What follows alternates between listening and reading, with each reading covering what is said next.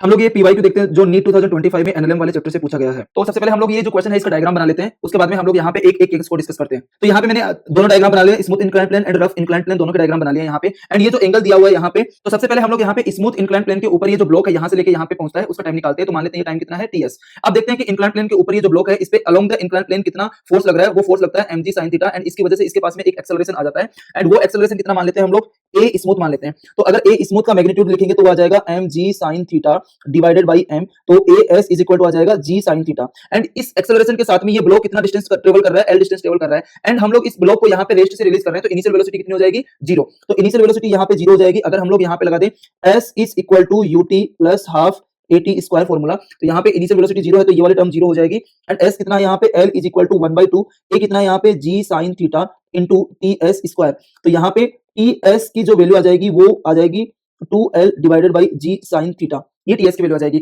मतलब ये ts क्या है यहाँ पे, time taken by block to reach at the bottom on smooth inclined plane. अब हम लोग रफ इंक्लाइंड प्लेन की बात कर लेते हैं। तो रफ इंक्लाइंड प्लेन पे क्या होता है, नीचे की तरफ जो फोर्स लगेगा वो लगेगा mg sin थीटा एंड ऊपर की तरफ जो फोर्स लगेगा वो लगेगा काइनेटिक फ्रिक्शन। ठीक है, तो अलोंग द इंक्लाइंड प्लेन हम लोग फोर्स देखेंगे यहाँ पे, तो ये हो जाएगा mg sin थीटा एंड ऊपर की तरफ जो फोर्स हो जाएगा वो हो जाएगा काइनेटिक फ्रिक्शन। एंड यहाँ पे लगेगा नॉर्मल एंड इधर की तरफ जो फोर्स लगेगा वो लगेगा mg cos थीटा। अब यहाँ पे नॉर्मल की वैल्यू अगर हम लोग देखें तो नॉर्मल इज इक्वल टू हो जाएगा mg cos थीटा। एंड यहाँ पे जो एक्सेलरेशन, इस ब्लॉक का जो एक्सेलरेशन आएगा अलोंग द इंक्लाइंड प्लेन वो mg sin theta and f के जो है उनका रिजल्टेंट आएगा। तो acceleration on rough inclined plane is equal to हो जाएगा mg sin theta minus f के। तो यहाँ पे f के की जो वैल्यू होती है म्यू के इंटू n। सो f के इज इक्वल टू हो जाएगा यहाँ पे म्यू के mg cos थीटा।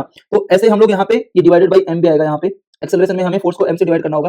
तो अब acceleration ar is equal to अगर निकालें तो mg sin थीटा, ar जो हमारे पास निकल के आ जाएगा वो आ जाएगा g sin theta minus mu के g cos थीटा। ये हमारे पास में किसकी वैल्यू निकल के आ जाएगी, ar की वैल्यू निकल के आ जाएगी। अब हम लोग मान लेते हैं कि इस ब्लॉक को यहाँ से यहाँ पहुंचने में जो tr टाइम लगता है, कितना टाइम लगता है, तो tr हम लोग इनिशियल वेलोसिटी यहाँ पे 0 है तो हम लोग यहाँ पे लगाएंगे s is equal to ut plus half at square लगाएंगे, जहां पे ये ut कितना हो जाएगा, 0 हो जाएगा। s की वैल्यू यहाँ पे कितनी है, s is equal to l is equal to 1/2। अब आप लोग सोच रहे होंगे कि अभी तक थीटा की value, according to the question this tr is equal to 2 times of ts दिया हुआ है।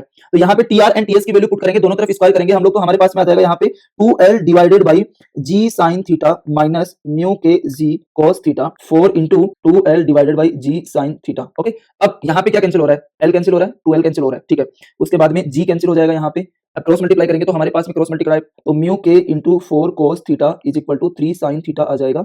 And theta is equal to 45 put करेंगे, म्यू के into 4 into cos 45 degree is equal to 3 into sin 45 degree. cos 45 sin 45 की value same होती है, तो mu के इज इक्वल टू आ जाएगा 3/4 that is 0.75। This is the answer of this problem.